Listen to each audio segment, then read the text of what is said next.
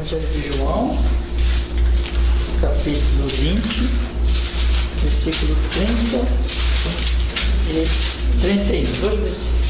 Diz assim, irmãos, a palavra do Senhor.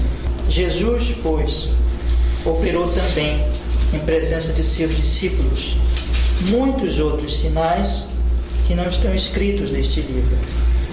Estes, porém, foram escritos para que creiais que Jesus é o Cristo, o Filho de Deus, e para que, crendo, tenhas vida em seu nome. Então eu queria pensar com vocês em alguns temas bem gerais. Esse versículo aqui que eu li com vocês, ele apresenta exatamente uma questão muito geral, que é o propósito do Evangelho de João.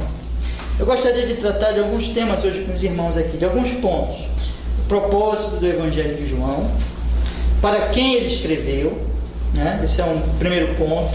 Em segundo lugar, nós vamos observar como Cristo, porque o propósito dele, eu vou mostrar já para vocês, que o propósito dele é mostrar Cristo, como Cristo é apresentado neste Evangelho, através de muitas comparações, afirmações que ele vai fazer a respeito de Cristo.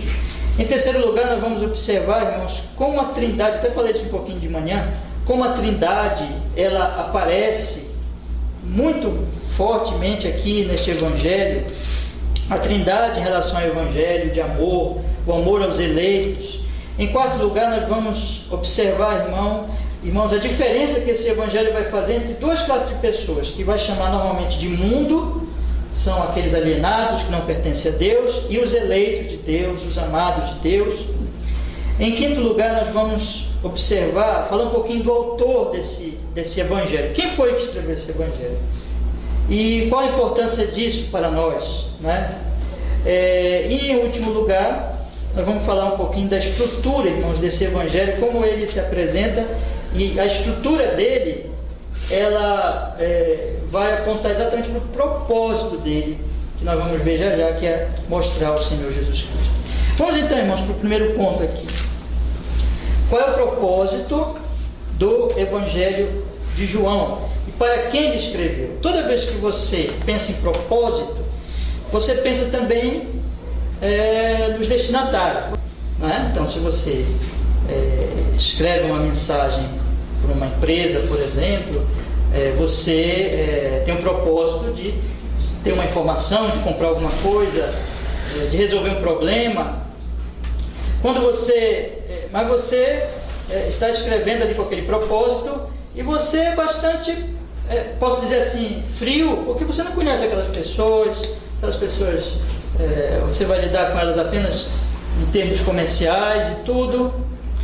Mas quando você escreve para alguém, um irmão, um familiar, pai, mãe, marido, esposa, enfim, quando você escreve para alguém desse tipo, íntimo, você escreve com um propósito, vamos dizer assim, diferente daquele.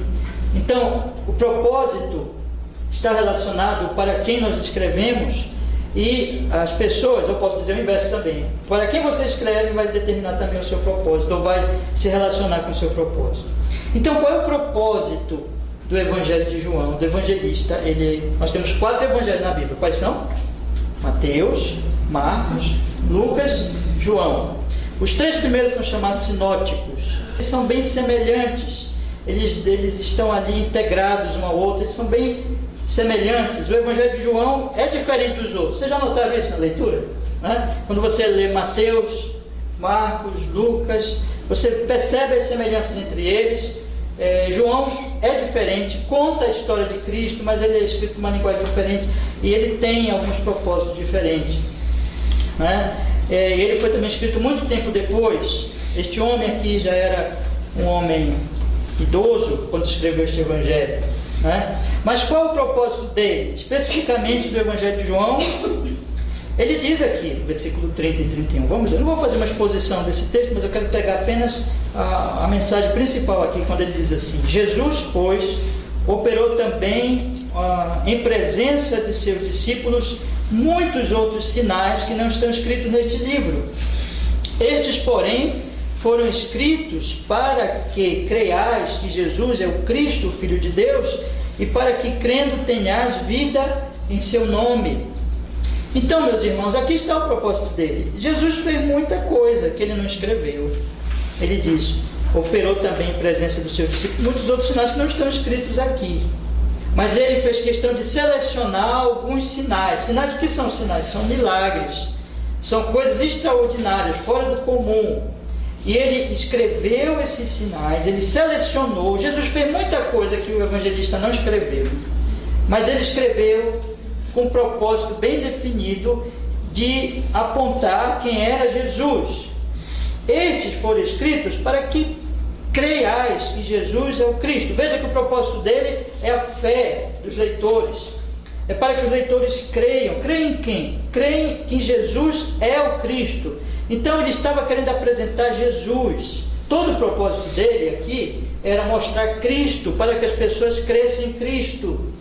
E ao crer em Cristo, elas teriam um benefício na sua vida extraordinário, que na verdade elas teriam a vida verdadeira, a vida eterna, que é o assunto de todo o Evangelho. Então ele vai dizer assim: estes porém foram escritos para que creiais que Jesus é o Cristo, o Filho de Deus, e para que crendo tenhas vida em seu nome. Ele está deixando bem claro aqui que o meu propósito é que vocês vivam, mas vocês não podem viver sem conhecer fatos sobre Jesus, sem saber quem é Jesus, que Jesus é o Cristo, que Jesus é o Filho de Deus. Em outras palavras, ele está dizendo assim: eu escrevi para que vocês saibam quem é Jesus. E quando vocês souberem, e quando vocês crerem, então vocês terão vida. Vocês não vão poder ter vida sem saber certos fatos sobre Jesus, sem saber quem é Jesus, sem saber nada a respeito dele. Vocês não terão vida, porque vocês não vão crer. Vocês não podem crer em algo que vocês nem sabem, que vocês não conhecem.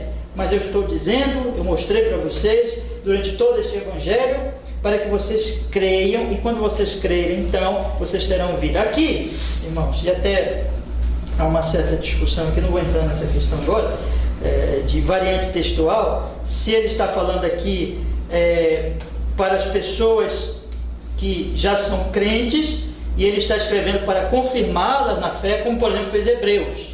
A carta aos Hebreus é uma carta que ele escreveu para crentes, e que ele estava confirmando as pessoas, prevenindo as pessoas contra a apostasia. Nós estudamos aqui durante mais de 2 anos, eu acho, a carta aos Hebreus, e talvez, vamos dizer assim, por uma variante textual, seja esse aqui o propósito, como se ele estivesse dizendo assim: estes porém foram escritos para que vocês continuem crendo que Jesus é o Cristo, o Filho de Deus, e para que, continuando a crer, tenhas vida em seu nome. Mas pode ser também que ele esteja dizendo, falando com pessoas que não sejam crentes, e ele está querendo levar essas pessoas à fé. Ou seja, como está aqui na nossa tradução: estes porém foram escritos para que creiais que Jesus é o Cristo, o Filho de Deus, e para que crendo tenhas vida em seu nome.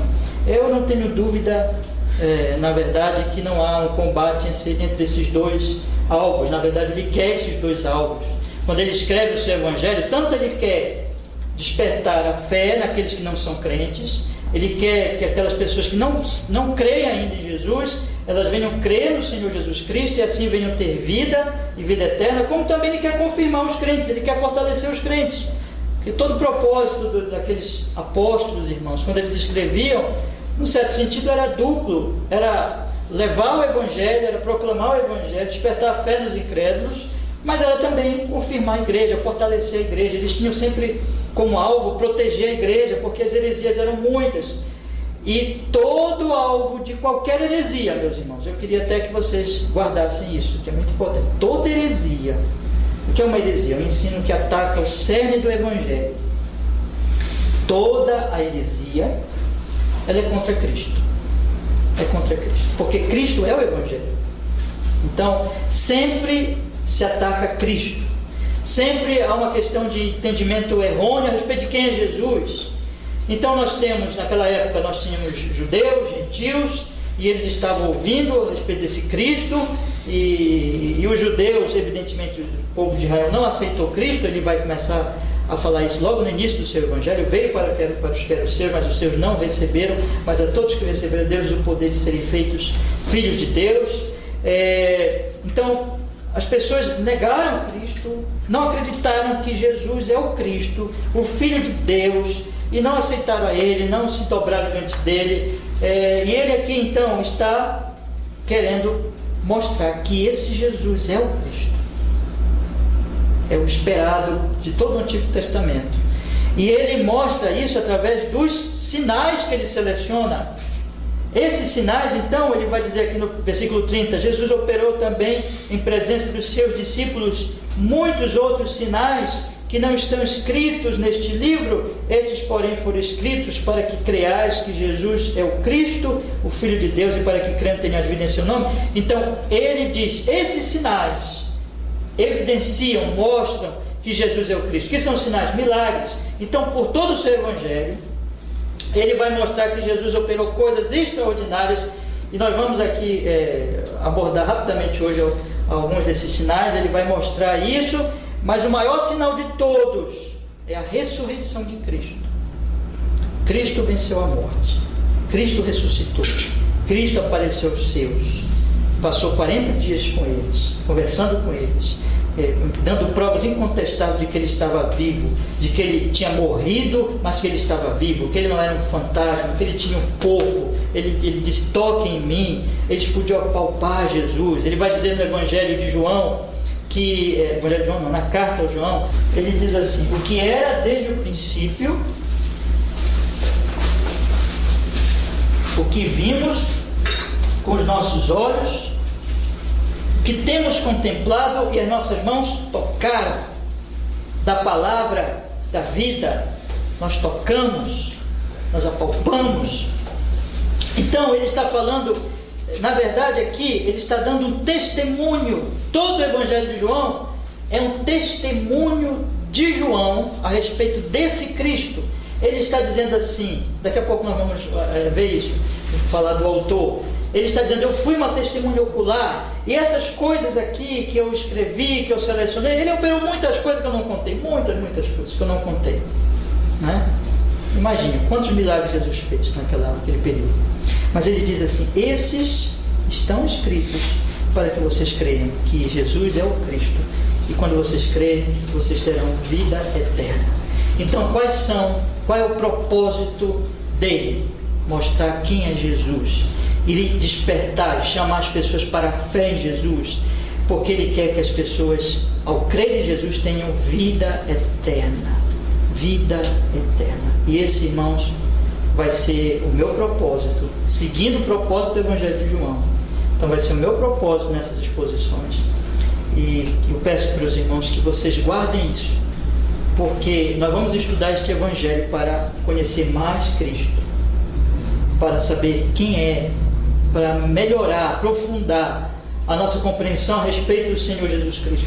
Se porventura isso pode acontecer, algum de nós ainda não é um crente, pode acontecer. A minha oração é que essas exposições Deus use para te levar a Cristo, e para te salvar, e para te dar vida eterna. E outras pessoas, vamos orar, irmãos, para que, como eu estou dizendo para vocês, a vida pertence a Deus, o tempo pertence a Deus. E como o Tiago diz, quando a gente faz um propósito para um ano, nós dizemos o que? Se Deus quiser. E eu estou fazendo um propósito para 1 ano e meio, para 2 anos, né?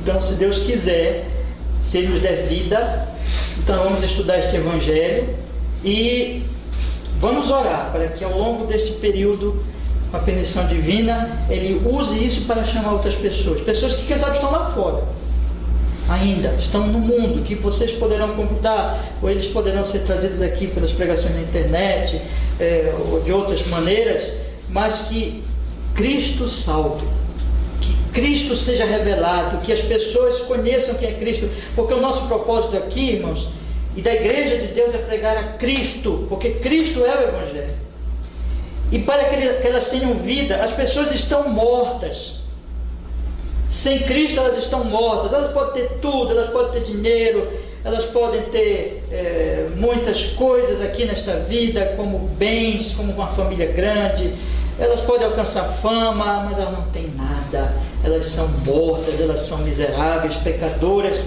e somente em Cristo Jesus elas têm vida eterna. Então ele está dizendo para que tenham vida em seu nome, porque só Jesus é vida. Ele disse: eu sou o caminho, eu sou a verdade, eu sou a vida. Então nosso propósito nessas exposições é apresentar Cristo, mas é também, meus irmãos, confirmar os cristãos. É também para que você que já é um crente, para que você que já está vivo espiritualmente, graças a Deus, você já tem vida em Jesus, você ama Cristo, você quer servir a Cristo, mas eu sei que se isso é verdade, você quer conhecer mais de Cristo, você quer se firmar mais nele, você quer saber mais quem é Jesus. E o Evangelho de João, ele apresenta Jesus de uma maneira tão surpreendente, maravilhosa, irmãos, como eu vou ver alguns exemplos daqui a pouquinho com os irmãos. E na medida que nós fomos estudando esse Evangelho e observando o que o Evangelho fala de Cristo, nós vamos conhecendo mais de Cristo. Então a nossa fé vai se fortalecendo, vai se reafirmando, vai se tornando mais robusta, e a nossa vida espiritual também vai se fortalecendo. Então você que é um cristão, ore para que Deus use essas exposições na sua graça e misericórdia, para despertar fé em outras pessoas. Também está sendo gravado que essas exposições toquem muitas vidas, chamem muitas, Deus use por sua misericórdia e graça para chamar as pessoas, mas que também, meus irmãos, nós e outros cristãos que ouvirem também pela internet, eles sejam fortalecidos sobre Cristo, e se fortaleçam na fé, e se fortaleçam nessa vida verdadeira. E aqui nós então descobrimos, irmãos, nós podemos, apesar de que ele não diz em nenhum momento para quem ele está escrevendo, mas aquilo que eu falei, quando você escreve para alguém, isso está relacionado com o seu propósito, quando você está escrevendo, ou o que você está escrevendo se relaciona ao destinatário. Então, para quem ele está escrevendo? Ora, ele está escrevendo, muito provavelmente, tanto para cristãos, cristãos que estão passando, talvez ali, tentações, por causa de heresias, e a fé em Cristo está sendo minada por heresias. Como eu disse, as heresias tocam o cerne do Evangelho e, portanto, sempre atacam Cristo. E naqueles primeiros anos, o primeiro século da igreja, a igreja primitiva, desde o início, foi uma perseguição doutrinária. E as heresias começaram a surgir, porque o maligno ele ataca de duas maneiras, né? Pelo menos 3 maneiras básicas. Ele ataca pelas heresias, ele ataca pela perseguição e ele ataca pela sedução à igreja de Deus. Então essas 3 coisas são o ataque do maligno constante. Ele vai levantar falsos profetas, falsos apóstolos, falsos pregadores, vai tentar infiltrar essas pessoas nas igrejas locais. Elas parecem crentes, elas parecem piedosas, elas falam de Cristo, mas elas são filhas de Satanás, e elas começam a espalhar heresias e mentiras e atacar Cristo. Ele usa as perseguições, mas nós vemos também a sedução das riquezas, a sedução do sexo, a sedução da fama, e o diabo vai usar tudo isso, irmãos, para tentar levar a igreja à apostasia, ao desvio. Mas a questão, irmãos, doutrinária é essencial. Eu falei para vocês hoje de manhã que o apóstolo Paulo, quando ele escreveu para a igreja aos Gálatas, ele foi muito duro, porque ele estava percebendo que ali o cerne do evangelho estava sendo atacado. Então ele chega a dizer: se alguém trouxer um ou outro evangelho, seja anátema, seja amaldiçoado. Então a questão doutrinária é muito importante. Nunca nós exageramos quando nós pensamos e levamos a sério a doutrina, especialmente a doutrina sobre Cristo. Quem é Jesus? Quem é Cristo? Quem é Cristo, meus irmãos? Porque disso depende a nossa vida. Se nós tivermos qualquer compreensão errada sobre Jesus, nós vamos perder a nossa alma. Vocês estão entendendo isso? Se nós não entendermos quem é Jesus, se nós não tivermos uma compreensão clara, bíblica de Cristo, nós não seremos salvos. Porque Cristo, ele foi revelado a nós como mediador, e há uma doutrina específica, uma verdade sobre ele. Ele veio e se revelou, e nós temos que entender e crer. Quem não crê em Jesus não será salvo, não tem vida.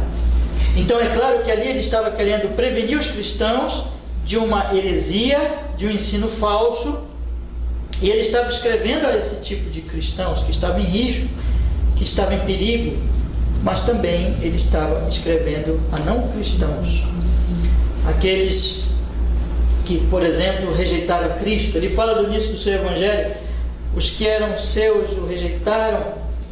Ele também provavelmente tem um alvo, judeus que não creram, e ele está ali procurando apresentar Cristo a esses não cristãos e mostrar a eles que Cristo que Jesus, melhor dizendo, é o Cristo, o Filho de Deus, para que eles creiam e para que eles tenham vida em seu nome. Agora vamos passar para o segundo ponto, irmãos. Como é que ele vai fazer isso? Ele vai fazer isso de uma maneira muito peculiar. O Evangelho de João, ele tem uma diferença dos outros, em que ele vai falar certas verdades sobre Cristo e que ele vai fazer certas comparações a respeito do nosso Senhor Jesus Cristo.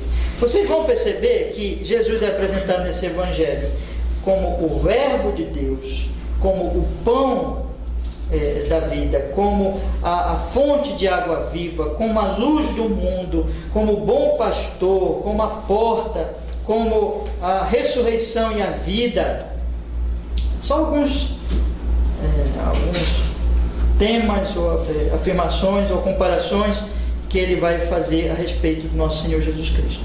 E a maneira como ele vai mostrar isso, irmãos,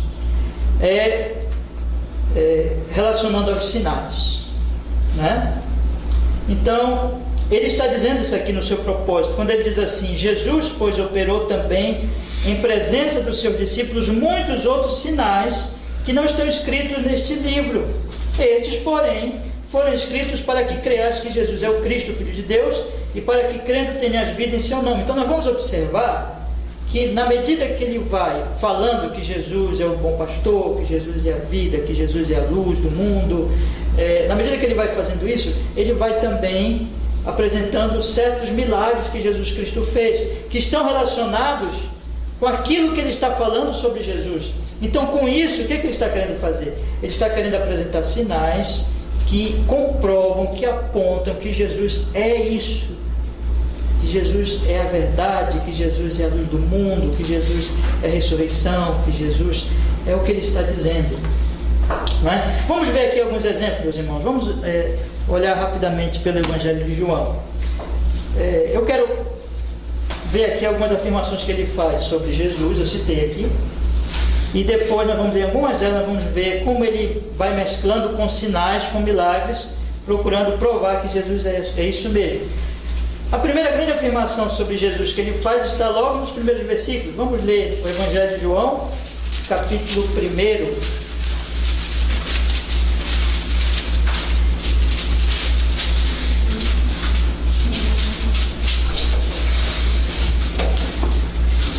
Onde ele diz assim, João capítulo 1, verso 1: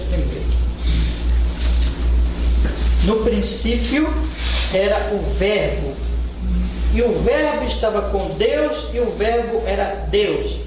Jesus é o Verbo, Jesus é a palavra de Deus. Com isso tudo ele está querendo dizer, e ele vai mostrar pelo Evangelho de João essa grande verdade, que nós só podemos conhecer a Deus por Jesus, que Jesus é a revelação suprema, é o Verbo, é a palavra. No princípio era o Verbo estava com Deus, e o Verbo era Deus. Olha o que ele fala lá no versículo 18: Deus nunca foi visto por alguém, o Filho unigênito que está no seio do Pai, esse o revelou. Então Jesus é aquele pelo qual, e unicamente pelo qual, eu posso conhecer Deus de fato, de maneira salvífica, transformadora, vivificadora. Ele é a vida. Jesus é o Verbo, Jesus é a palavra. Então, para que eu conheça Deus, eu tenho que olhar para Jesus. Todas as pessoas que se afastam de Cristo, pensando em encontrar Deus, vão se perder. Elas não vão conhecer a Deus de forma alguma. Elas vão se tornar idólatras. É aquilo que eu falei pela manhã, que você não pode adorar um Deus desconhecido, que se você não conhece a Deus, você vai ser um idólatra. Todas as pessoas que se afastam de Jesus, irmãos, elas vão se afastar de Deus. E é o Jesus do Evangelho de João, é o Jesus dos 4 Evangelhos, é o Jesus de Atos, é o Jesus das cartas apostólicas, é o Jesus do Apocalipse. é o Jesus que estava prometido por todo o Antigo Testamento. Esse é o Cristo, esse é o Verbo. Todos aqueles que se afastam de Jesus, quando eu digo se afastar de Cristo ou se afastar de Jesus, eu estou me referindo àqueles que se afastam do Cristo da Bíblia, do Cristo revelado na Escritura. Eles podem até dizer que estão procurando Jesus, mas todos aqueles que se afastam do Cristo da Escritura não têm o Verbo, não conhecem a Deus, vão se perder na idolatria das suas próprias imaginações ou das imaginações de outras pessoas. Jesus é luz e eles vão se perder. Então, você quer conhecer Jesus, olhe para a Escritura e para toda ela, especialmente o Novo Testamento, mas para toda a Escritura é sobre Jesus. Jesus é prometido no Antigo, Jesus cumpre, se revela e cumpre a promessa no Novo. Toda a Escritura é sobre Jesus, porque Jesus é o revelador, Jesus é o Verbo. Então você tem que olhar para Jesus. Então, durante esses estudos, eu peço para você orar, para você clamar: Deus, dá graça para que o pastor, o pregador, ele entenda esse Evangelho, e vamos meditar nesse Evangelho, procurando conhecer Jesus, porque em Jesus está. Jesus é o Verbo, Jesus é a Palavra, Jesus é aquele que nos leva a conhecer de fato a Deus. Ele diz também, irmãos, que Jesus é o pão espiritual. Leiam comigo o capítulo 6, o versículo 22. Capítulo 6, o versículo 22.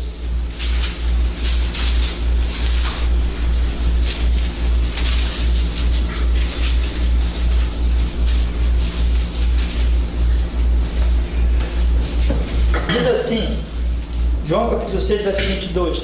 No dia seguinte, a multidão que estava do outro lado do mar, vendo que não havia ali mais do que um barquinho, a não ser aquele no qual os seus discípulos haviam entrado, e que Jesus não entrara com seus discípulos naquele barquinho, mas que os seus discípulos tinham ido sozinhos.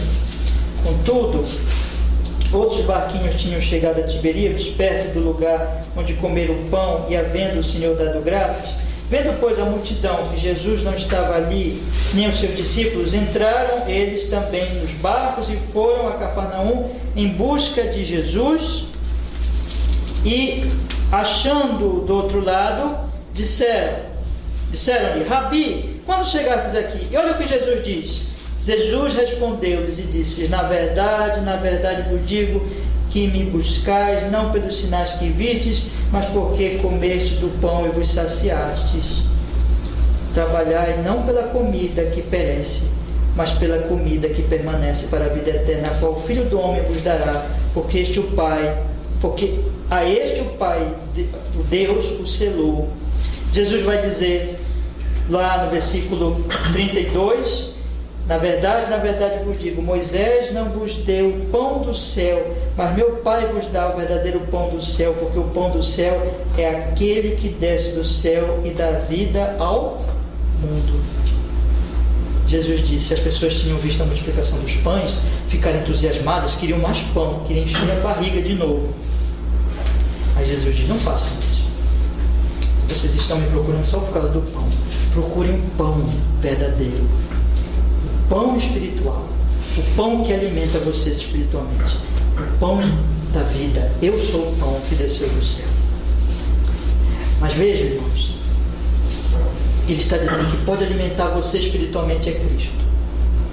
Você não será alimentado. Você pode até buscar, como muitos, hoje nós vivemos no tempo, isso aqui serve para a teologia da prosperidade, que faz as pessoas buscarem Jesus por causa do pão material. Mas Jesus está dizendo, não façam isso. Venham a mim por causa de mim. Venham a mim porque eu sou o pão. Eu sou o alimento da alma de vocês. Nós temos que ir a Cristo porque Ele nos revela a Deus, Ele é o Verbo. Nós temos que ir a Cristo porque Ele nos alimenta espiritualmente. Ele nos alimenta espiritualmente, irmãos. Mas vejam, irmãos, o Evangelho de João disse que os sinais apontam para Cristo, mostram quem é Cristo. E nesse capítulo que ele tinha feito, vamos olhar, e ele tinha acabado de mencionar isso aqui, né? Versículo 11, volte os seus olhos lá para o versículo 11, olha o que ele diz. E Jesus tomou os pães, versículo 11, né? E Jesus tomou os pães e havendo dado graças, repartiu-os pelos discípulos, e os discípulos pelos que estavam sentados, igualmente também os peixes, quanto eles queriam. E quando estavam saciados, disse aos seus discípulos: recolhei os pedaços que sobejaram, para que nada se perca. Ele multiplicou os pães e os peixes. Por que o Evangelho de João colocou aqui, e logo em seguida ele vai afirmar: Jesus é o pão da vida? Qual era a intenção do evangelista? Cada sinal tinha um propósito, e esse sinal especificamente, de Cristo multiplicar os pães e os peixes, ele está dizendo que Jesus estava querendo demonstrar para todos nós que Ele é o pão, Ele é o que sacia a nossa alma, assim como Ele alimenta,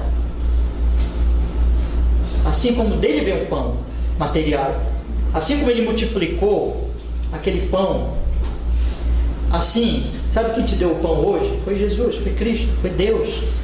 Ele é o pão, Ele é o pão que sacia a tua alma, e Ele está colocando aqui isso.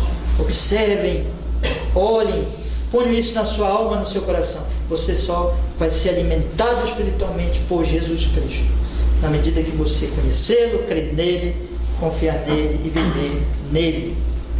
Ele também, meus irmãos, é água viva. Vamos olhar para o capítulo 7, versículo 37. Logo em seguida, capítulo 7, versículo 37. Ele diz assim: e no último dia, o grande dia da festa, capítulo 7, 37. E no último dia, o grande dia da festa, Jesus pôs-se em pé e clamou, dizendo: se alguém tem sede, venha a mim e beba. Quem crê em mim, como diz a Escritura, rios de água viva correrão do seu ventre. Ele é o que dá água viva, Ele é o que oferece, Ele é a fonte da água viva. Fora dele não há água viva. Agora, que água viva é essa, irmãos? Ele vai falar no versículo, o próprio evangelista vai explicar isso aqui no versículo 39, observe. E isto disse ele do Espírito que haviam de receber os que nele crescem, porque o Espírito Santo ainda não fora dado, por ainda Jesus não ter sido glorificado. Ele está dizendo aqui, observem, notem, Jesus é a fonte da água viva. Mas o que é água viva? Do que ele está falando? Aqui é um símbolo. Esse evangelho, ele é cheio de símbolos, cheio de ilustrações, e ele está dizendo aqui o seguinte, que Jesus, e somente Jesus, pode dar o Espírito Santo. Irmãos queridos,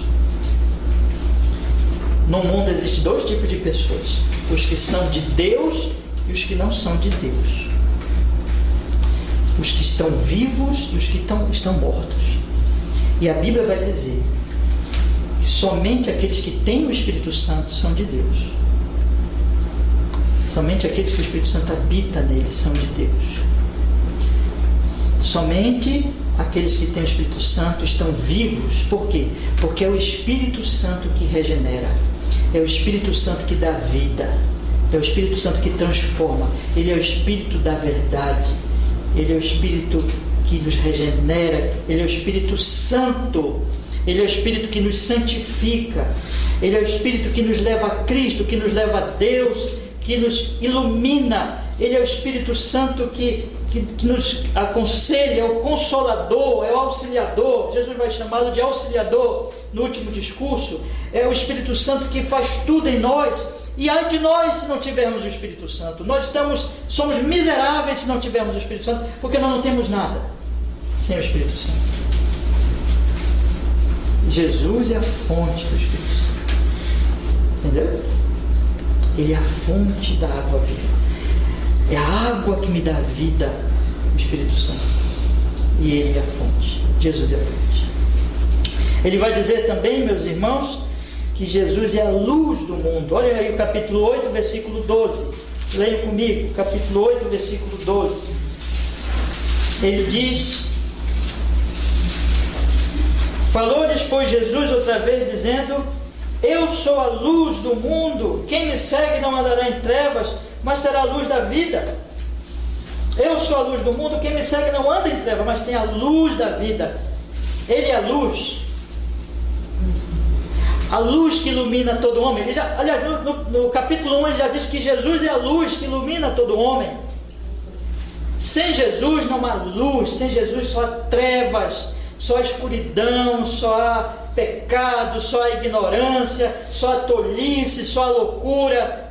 Mas Jesus é a verdade, Jesus é a luz, Jesus é aquele que esclarece, Jesus é aquele que mostra quem é Deus, Jesus é aquele que mostra todas as realidades espirituais. Ele é uma lâmpada, Ele é o sol da justiça, Ele é aquele que mostra tudo que eu preciso saber. Nele eu tenho toda a compreensão, toda a luz, toda a verdade.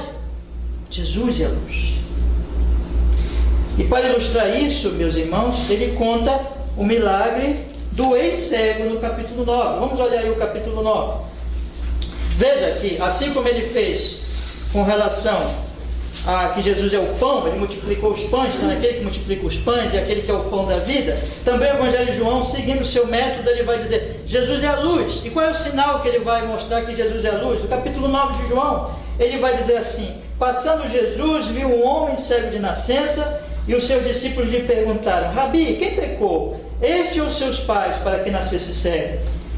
Jesus respondeu, nem ele pecou, nem seus pais, mas foi assim para que se manifestem nele as obras de Deus. Convém que eu faça as obras daquele que me enviou enquanto é dia. A noite vem quando ninguém pode trabalhar. Enquanto estou no mundo, olha aí, sou a luz do mundo. Tendo dito isto, cuspiu na terra com a saliva, fez lodo e untou com o lodo os olhos do cego. E disse-lhe, vai, lava-te no tanque de Siloé, que significa enviado. Foi, pois, lavou e voltou o quê? Vendo, um cego, irmãos, diz o texto, um homem cego de nascença. O homem nunca tinha enxergado, irmãos, cego de nascença. Jesus disse, vai, te lava no tanque. Ele voltou, vendo. Jesus é aquele que cura a nossa cegueira. Você sabe quem são os cegos de nascença? Nós todos. Nós todos. Nós nascemos cegos. Nós todos somos filhos de Adão. Nós todos nascemos em profunda cegueira espiritual. Vocês não lembram como vocês eram antes de encontrar Jesus? Não lembram disso? Vocês não lembram como vocês eram tolos, cegos? Vocês pensavam só bobagem, só tolice. Vocês não entendiam nada sobre o pecado, sobre o próprio coração de vocês, sobre Deus, sobre o Evangelho. Mesmo vocês que nasceram em lares cristãos, houve um momento em que, vamos dizer assim, irmãos, talvez vocês não lembrem disso, porque quando se nasce um lar cristão não se tem muito assim aquele discernimento entre o antes e o depois, né? Mas mesmo, e eu aqui me incluo, eu nasci no lar cristão, mesmo nós, irmãos, que já nascemos no lar cristão, mas nós sabemos que nós nascemos cegos e que Jesus nos iluminou. Ele é a luz, Ele deu discernimento para nós, Ele nos esclareceu a respeito de tudo, Ele curou a nossa cegueira, Ele cura a nossa cegueira, louvado seja Deus. Ele nos tira das nossas trevas espirituais, Ele nos leva ao Pai, Ele nos leva à certeza de que há um reino eterno que Ele comprou para nós na cruz do Calvário. Ele nos leva à verdade do seu amor, Ele nos leva a que nós somos grandes pecadores, mas o sangue dele nos purifica de todos os nossos pecados. Ele nos leva à verdade de que há vitória sobre a carne, sobre o mundo, sobre o diabo, pelo poder dele, e que se nós somos dele, nada nos toca. Ele nos leva à grande verdade de que Ele nos amou eternamente, para que nós não perecêssemos. João 3,16, Deus amou o mundo de tal maneira que deu seu Filho unigênito, para que todo aquele que nele creia não pereça, mas tenha a vida eterna. Nós temos certeza do seu amor. E quem fez isso? Jesus. Jesus é a luz. Jesus é o que cura-nos da nossa cegueira nata, da nossa cegueira de nascença. Nós nascemos cegos, mas Ele nos cura, meus irmãos. E aqui esse milagre desse pobre homem foi curado. E esse aqui foi curado não só fisicamente, ele foi curado espiritualmente. Se vocês lerem todo o capítulo, se Deus quiser nós vamos estudá-lo. Ele foi curado por Jesus, não só aqui, mas aqui. Deus, Cristo iluminou e o tirou da sua cegueira espiritual. Jesus também é um bom pastor. João capítulo 10, versículo 1. Ele diz, meus irmãos, na verdade vos digo que aquele que não entra pela porta no curral das ovelhas, mas só por outra parte, é ladrão e salteador. Aquele, porém, que entra pela porta é o pastor das ovelhas. A este o porteiro abre, e as ovelhas ouvem a sua voz, e chama pelo nome as suas ovelhas e as traz para fora. Jesus é este pastor bendito. Também ele é a porta. Veja o que ele diz no versículo 9: eu sou a porta, se alguém entra por mim, salvar-se-á, e entrará, sairá e achará pastagem. Ele é o bom pastor, ele é aquele que dá vida pelas ovelhas, ele é aquele que cuida de nós. Nós somos as ovelhas de Cristo, os amados dele, que ele veio nos salvar. Nós que ouvimos a sua voz, nós já estávamos prometidos para ele, nós ouvimos a voz do nosso pastor e não outro pastor falso. E ele veio morrer por nós, ele dá vida por nós, ele cuida de nós, ele morre por nós, ele nos salva, ele é o bom pastor, ele é aquele do Salmo 23, o Senhor é meu pastor, nada me faltará, eu posso estar tranquilo porque ele me alimenta, ele é a porta, nele eu acho pastagem, eu acho vida, eu acho salvação, eu não preciso ter medo de nada, porque nele eu tenho todas as coisas.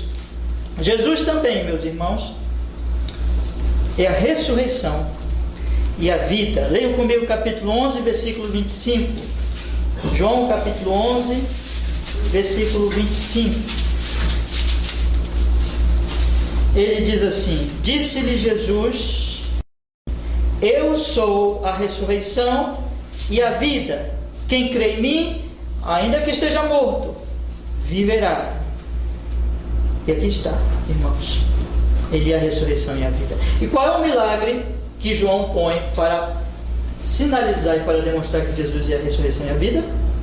A ressurreição de Lázaro, está aqui no capítulo 11. Então, no capítulo 11,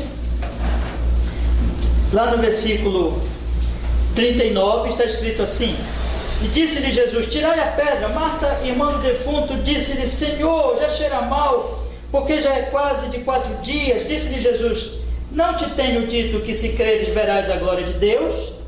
Tiraram, pois, a pedra de onde o defunto jazia, e Jesus levantou os olhos para cima e disse: Pai, graças te dou por me haveres ouvido. Eu bem sei que sempre me ouves, mas eu disse isto por causa da multidão que está em redor, para que creia que tu me enviaste. E tendo dito isto, chamou com grande voz, clamou, com grande voz: Lázaro, sai para fora! E o defunto, e o que fora defunto, saiu na hora, porque ele é o que? A ressurreição e a vida. Debaixo de uma ordem dele, o defunto viveu. E já estava cheirando mal, estava apodrecido, mas as carnes se regeneraram. Assim, irmãos, debaixo de uma ordem do Senhor, porque ele é o que? A ressurreição e a vida. Então o método de João é esse. Jesus é isso. E ele vai mostrando nos sinais que Jesus estava demonstrando. Jesus é a luz do mundo, ele cura o cego de nascença. Jesus é o pão da vida, ele multiplica os pães. Jesus é a ressurreição e a vida, ele ressuscita Lázaro. Mas a maior demonstração que Jesus é a ressurreição é a própria ressurreição de Cristo, do próprio Jesus. Então, lá no capítulo 20, meus irmãos, vamos ler no primeiro versículo, capítulo 20, no primeiro versículo. É claro que aquele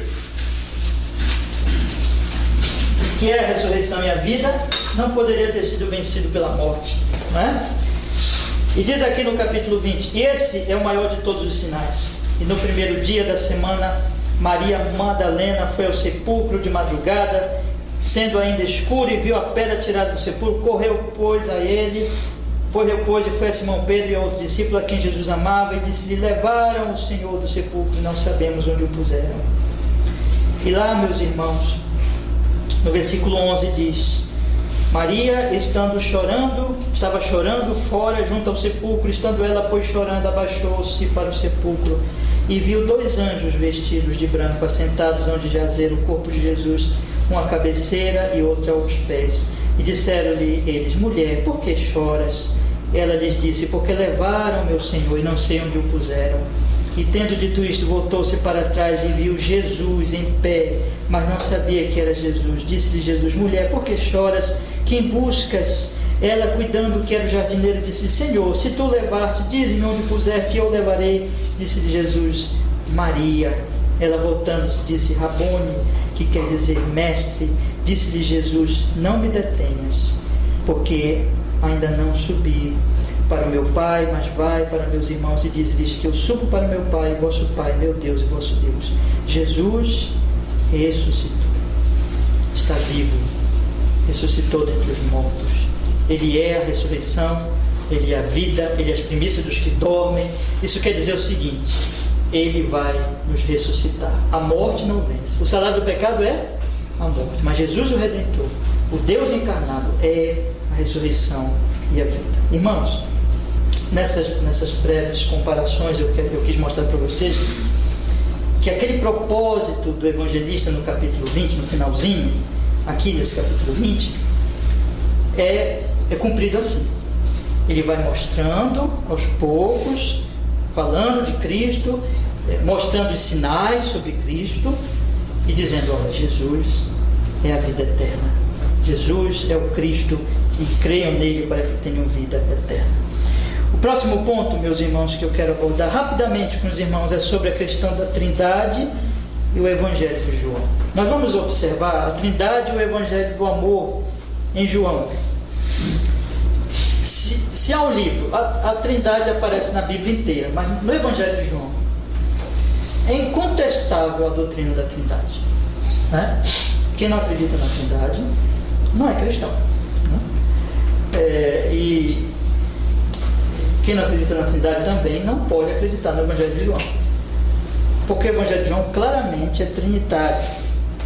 Vamos olhar João 3,16, o texto mais famoso, né? Eu acho que é o mais famoso da Bíblia inteira, possivelmente. João 3,16, todo mundo sabe de qual, mas bora ler. Porque Deus amou o mundo de tal maneira que deu seu Filho unigênito, para que todo aquele que nele crê não pereça, mas tenha vida eterna. Porque Deus enviou seu Filho ao mundo para que não para que condenasse o mundo, mas para que o mundo fosse salvo por ele. Aqui está, Deus enviou, o Pai enviou o Filho. Lá no capítulo 1, no versículo 1, já é trinitário. Olha aí o que diz, primeiro versículo, versículo 1. No princípio era o Verbo, e o Verbo estava com Deus, e o Verbo era Deus. Quem é esse Verbo? É o mesmo Filho unigênito, não é? Porque ele não diz lá no versículo 18: Deus nunca foi visto por alguém. O Filho unigênito que está no seio do Pai, quem o revelou? O Filho unigênito é o mesmo Verbo. O Filho unigênito é chamado de Deus no primeiro versículo. Então, Deus, o Pai, é o que aparece no primeiro versículo. No princípio era o Verbo, e o Verbo estava com Deus, Deus o Pai. E o Verbo era Deus, Deus o Filho, a Trindade. Aqui no capítulo 15, no versículo 26, aparece a terceira pessoa da Trindade. Vamos olhar, capítulo 15, versículo 26.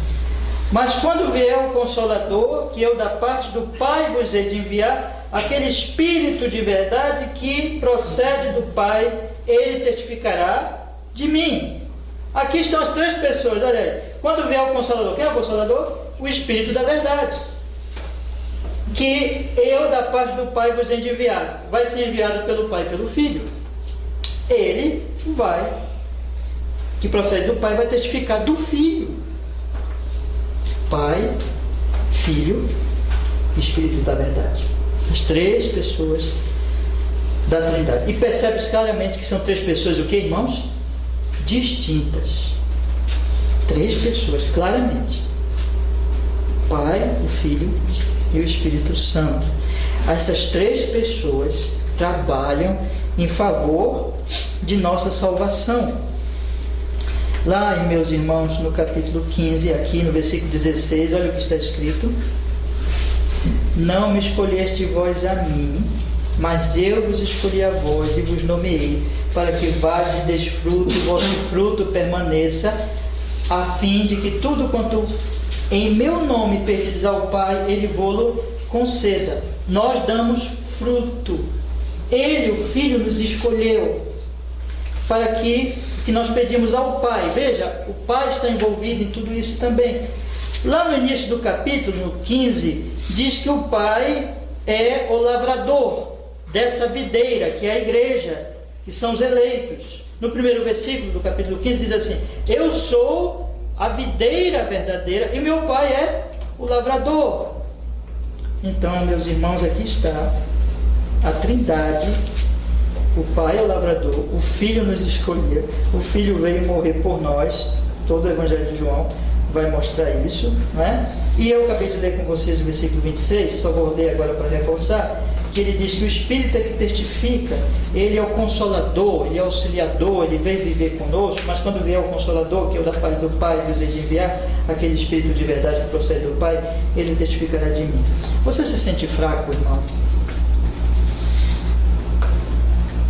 Você é fraco em você mesmo, isso é verdade. Eu sou fraco em mim mesmo. Não somos fracos. Essa nossa fraqueza, melhor dizendo, não importa. O que importa é que o Pai, o Filho e o Espírito Santo, eles trabalham para a minha salvação. Que coisa gloriosa essa, não é? O Evangelho de João vai mostrar que o Deus único, Deus, só um Deus, não estou falando, Deus me livre disso, 3 deuses, só um Deus, mas Deus que subsiste em 3 pessoas, Pai, Filho e Espírito Santo, o Deus Trino, as 3 pessoas trabalham para a nossa salvação. Que segurança nossa, que plena certeza nós podemos ter de que nada nos separará, como Paulo vai dizer na sua linguagem, né? Do amor de Deus em Cristo Jesus nosso Senhor. Irmãos, eu quero ainda falar de 2 assuntos para nós finalizarmos, que é muito importante nessa introdução ao Evangelho de João. Primeiro, 2 últimos assuntos. O primeiro deles é quem escreveu o Evangelho de João, né? E isso é importante nós sabermos quem escreveu, porque todos os livros do Novo Testamento têm influência apostólica. O Senhor Jesus Cristo disse que o Espírito Santo os faria lembrar tudo e os guiaria a toda a verdade. Isso significa, irmãos, que tudo aquilo que eles escreveram foi direcionado pelo Espírito Santo, orientado, conduzido pelo Espírito Santo. Mas Deus não deu esse Novo Testamento para qualquer pessoa. Deus deu para uma pessoa, para um grupo seleto, para um grupo escolhido, os apóstolos. Então todo o Novo Testamento ou foi escrito por um apóstolo, ou foi escrito por alguém debaixo da autoridade ou da influência de um dos apóstolos. Nenhum livro do Novo Testamento foi escrito fora do colégio apostólico, digamos assim, fora da influência apostólica. Aliás, todos os livros que foram escritos fora da influência apostólica, que existiram muitos livros naquela época que assim surgiram, foram rejeitados. Mas os livros dos apóstolos, ou influenciados pelos apóstolos, pessoas que estavam ligadas aos apóstolos, e eu não tenho tempo para isso, mas se vocês estudarem introduções aos livros, vocês vão perceber que todos os livros têm alguma influência apostólica, meus irmãos. Mas vamos pensar agora em quem escreveu o Evangelho de João, tá bom? Olhem para o capítulo 21, versículo 24. Vamos ler, pessoal. Capítulo 21, versículo 24. Diz assim a palavra de Deus. Vamos ler o 23 e o 24. Divulgou-se, pois, entre os irmãos este dito, que aquele discípulo não havia de morrer. Jesus, porém, não lhe disse que não morreria, mas se eu quero que ele fique até que eu venha, que te importa a ti? Este é o discípulo que testifica destas coisas e as escreveu, e sabemos que o seu testemunho é verdadeiro. Há, porém, ainda muitas outras coisas que Jesus fez, e se cada uma das quais foi escrita, se cada uma das quais fosse escrita, cuido que nem ainda o mundo poderia conter os livros que se escrevessem. Então, irmãos, estas pessoas, esse homem aqui é uma testemunha ocular. Ele diz, esse discípulo que testifica das coisas e as escreveu. Sabemos que o seu testemunho é verdadeiro. Isso aqui aponta para um testemunho ocular. Ele escreveu do que ele viu. Ele escreveu do que ele observou. Ele está dando aqui um testemunho. Vamos olhar mais um pouquinho antes, quando aqui no versículo 18 diz assim: na verdade vos digo, aliás, desculpa, vamos olhar para o versículo 20.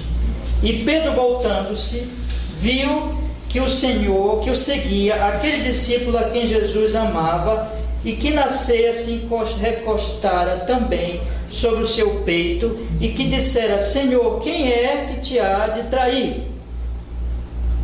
Tá? Esse discípulo amado, dito aqui, que é um discípulo a quem Jesus amava, e que se recostara no peito de Jesus e fez aquela pergunta na última ceia, vocês conhecem, né? Quem é, Senhor, o traidor? Esse é o discípulo do versículo 24, que testifica dessas coisas. Então é aquele que aparece lá na última ceia. É o autor desse evangelho. Portanto, nós já podemos fechar o autor em um dos apóstolos, porque somente os apóstolos estavam lá. Ninguém mais já participou da última ceia. Então, um dos apóstolos escreveu este evangelho. No capítulo 21, ele narra o episódio de uma pesca que aconteceu ali naquele capítulo 21, e ele mostra que essa pesca foi milagrosa. Vamos olhar o início do capítulo 21, que diz assim: E depois disto, manifestou-se Jesus outra vez aos discípulos junto do mar de Tiberíades, e manifestou assim: estavam juntos Simão Pedro, Tomé, chamado Dídimo, Natanael, que era de Caná da Galileia, os filhos de Zebedeu, e outros 2 de seus discípulos. Disse-lhe Simão: vou pescar. Dizem-lhes eles: também nós vamos contigo. Foram, subiram logo para o barco, e naquela noite nada apanharam. E sendo já manhã, Jesus se apresentou na praia, mas os discípulos não conheceram que era Jesus. Não tinham pescado nada, né? E disse-lhe Jesus: filhos, tendes alguma coisa de comer? Responderam-lhe: não. E eles disseram: lançai a rede para o lado direito do barco e achareis. Lançaram, pois, já não podiam tirar pela multidão dos peixes. Pesca maravilhosa. Esse episódio foi quando aconteceu tudo isso, que João faz a pergunta sobre aquele que Jesus amava, que tinha recostado-se no peito de Jesus e perguntado quem era o traidor. Foi nesse contexto aqui. Essa era a história. Nós já vimos que um dos apóstolos escreveu. Mas quem estava lá nessa história aqui? Olha, está no versículo 2, observe. Quem é que estava lá? Simão Pedro, Tomé, chamado Dídimo, Natanael, os filhos de Zebedeu e outros 2 dos seus discípulos. Então, não era Simão Pedro, porque Simão Pedro fez a pergunta sobre ele, então está descartado Simão Pedro. Também não pode ser Natanael nem Tomé, porque eles também são distinguidos ali, dá a entender que eles não podem ser este mesmo homem, tanto aqui como em outros trechos do Evangelho. Então também estão excluídos. Então só pode ser um dos filhos de Zebedeu ou os outros 2 discípulos que não são mencionados no seu nome aqui. Você está entendendo? Um desses escreveu o Evangelho. Quem escreveu? Irmãos, não pode ter sido outro filho de Zebedeu que morreu logo. João era um filho que viveu mais tempo. Pode ter sido um dos 2 discípulos aqui não mencionados. Mas isso, testemunhos externos, né, faz parte da tradição, testemunhos de pessoas da igreja primitiva, e pelo testemunho interno do Evangelho de João, apontam para João, filho de Zebedeu, o mesmo que escreveu 1º, 2º, 3º João também, né? O mesmo que escreveu o Apocalipse. Mas, para mim, a prova mais evidente é que João sempre está junto de Pedro. Você não vê na Bíblia? Pedro e João. E quem estava perto de Pedro ali? Esse discípulo amado. Ele não cita o nome dele, mas provavelmente, isso é a opinião geral, de que era João, filho de Zebedeu. Então nós chegamos a uma conclusão de que, mais razoável pensar, de de que o autor era João, filho de Zebedeu. Mas o ponto mais importante para nós, irmãos, é que ele era uma testemunha ocular. Preste bem atenção. Nós não acreditamos numa fábula. Nós não acreditamos numa historinha de criança. Nós acreditamos que um dia nasceu um homem chamado Jesus Cristo. Nasceu um homem chamado Jesus, que ele é o Cristo, que ele operou milagres extraordinários, que ele disse que é Deus encarnado, que ele disse que ele é o revelador do Pai, que ele disse que veio morrer pelo seu povo, que ele de fato morreu numa cruz e ao terceiro dia ressuscitou e se apresentou diante dos seus apóstolos e de outros discípulos com provas incontestáveis. Nós acreditamos em fatos. A fé cristã não está baseada numa fábula. Sabe, irmãos, hoje em dia a fé cristã ela é atacada como se fosse fábula, mas porque as pessoas são incrédulas. A fé cristã é baseada em fatos.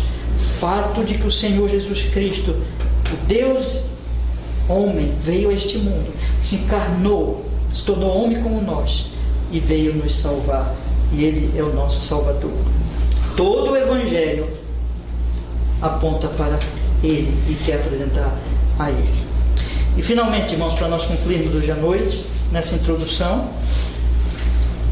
a estrutura do Evangelho mostra isso. Nós temos o prólogo, que vai do capítulo 1, no capítulo 1, que vai do primeiro versículo ao versículo 19, é o prólogo, a introdução, e que já mostra, já começa o livro apontando quem é Jesus. Ele é o Verbo, ele é a luz, o assunto do Evangelho é Cristo. E nós temos o corpo maior do Evangelho, que é exatamente os sinais que Jesus operou, que são destacados. O evangelista vai contar a trajetória de Cristo, ele não vai contar, ele não vai ser igual aos outros evangelhos sinóticos. Alguns fatos ele vai falar, que os outros não falam, ele vai deixar de falar os fatos que os outros falam, ele vai selecionar certos fatos, ele vai contar sobre o ministério de Jesus, sempre falando das palavras de Cristo, dos sinais de Cristo, porque ele quer mostrar que Jesus é o Cristo. Esse é o propósito dele o tempo todo, como eu procurei mostrar aos irmãos, que ele vai dizer que Jesus é o Verbo, Jesus é o pão da vida, Jesus é a luz do mundo e assim por diante. E esse trecho vai então do capítulo 1, verso 19, até o capítulo 12, verso 50. Do capítulo 13, verso 1 até o final do capítulo 17, nós temos a última ceia, o discurso final de Cristo e a oração sacerdotal. Naquele momento, Jesus está se preparando para morrer, é o último encontro com os discípulos, ele dá os últimos conselhos e ele ora pelos discípulos no capítulo 17, a oração sacerdotal. E finalmente, irmãos, a última parte vai do capítulo 18, verso 1 ao final, onde ele morre, ele ressuscita, e essa parte aqui ele chama Pedro. Capítulo 21, verso 17, ele diz: disse-lhe a terceira vez: Simão, filho de Jonas, amas-me? Simão entristeceu-se por ter dito terceira vez: amas-me? E disse-lhe: Senhor, tu sabes, tudo tu sabes, eu te amo. Jesus disse: apacenta minhas ovelhas. Esse chamado foi a Pedro, mas no certo sentido, isso aqui, eu creio, ele finaliza o Evangelho mostrando que é um chamado para a igreja pregar a Cristo, ir por todo o mundo e pregar o Evangelho a cada criatura. Nós só temos uma mensagem: Cristo. Ele é o nosso assunto, ele é a nossa mensagem, ele é a nossa pregação, Cristo. Nós estamos para proclamar e para anunciar Cristo. Toda a estrutura do Evangelho de João é mostrando Cristo, mas ele finaliza com o evento fundamental: a morte e a ressurreição de Cristo. Cristo morreu, Cristo ressuscitou, Cristo subiu ao Pai, Cristo está à direita de Deus, Cristo voltará. Cristo, irmãos, é o assunto do Evangelho. Eu espero estudar com vocês esse Evangelho, na graça de Deus, e que nós possamos, na medida que nós formos, semana que vem nós vamos entrar no texto, na medida que nós formos estudando, vamos orar para que Cristo se manifeste a nós, conforme o testemunho de João, que na verdade é o testemunho do Espírito da verdade. Ele testifica e vós também testificareis.